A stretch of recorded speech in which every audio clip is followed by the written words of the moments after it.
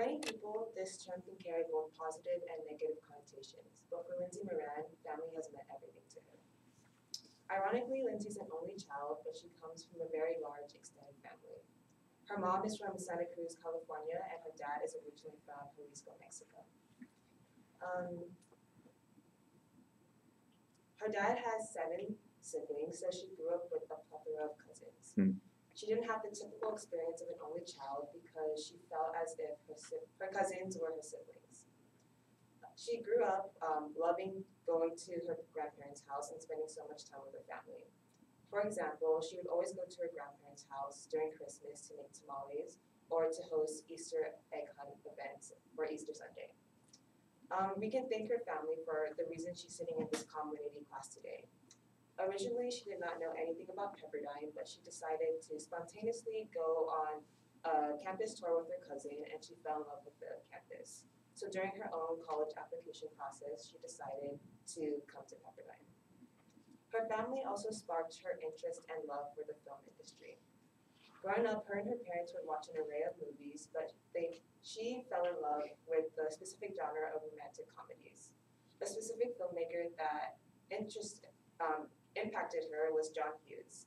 John Hughes is a filmmaker who made notable rom-coms such as The Breakfast Club, 16 Candles, and 10 Things I Hate About You. Her happiness she felt when she watched these movies has made her want to embark into the film industry. Currently, she's a screen arts major, and she hopes that this major will help her get into this path.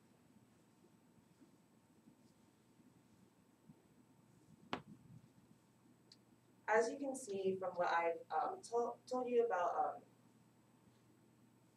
Lindsay, she really is a family-oriented person. However, this was not always the case. She told me about an experience when she was 13 that shows the contrary. When she was 13, her parents decided to get married after 20 years of being together. While this was a monumental and amazing experience for her whole family, she felt embarrassed about the whole situation. Whether that be because she was in that awkward preteen era or she considered herself a tomboy during that stage who didn't want to get her hair and makeup done, she really did not want to be a part of this event. Her mom even asked her to be her maid of honor, and she said no. And looking back on this experience, she saw how horrible she acted, and she really just felt embarrassed that she let her own personal biases affect her parents' big day.